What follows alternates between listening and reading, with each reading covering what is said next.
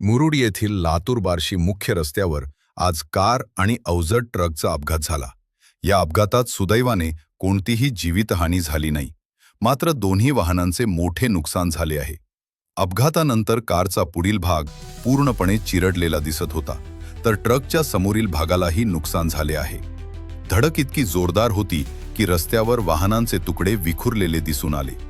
दरम्यान या रस्त्यावरून अवजड वाहने शहरातूनच जात असल्याबाबत स्थानिकांकडून वारंवार प्रशासनाला अर्ज देण्यात आले होते. मात्र याकडे दुर्लक्ष झाल्यानेच हा अपघात झाल्याचा आरोप नागरिकांकडून केला जात आहे. शहरात बायपासचा पर्याय उपलब्ध असतानाही अवजड वाहनांना मुख्य रस्त्यावरूनच ये जा करू दिली जात आहे. यामुळे अपघाताचा धोका वाढत असून प्रशासनाने तात्काळ उपाययोजना करावी अशी मागणी करण्यात येत आहे.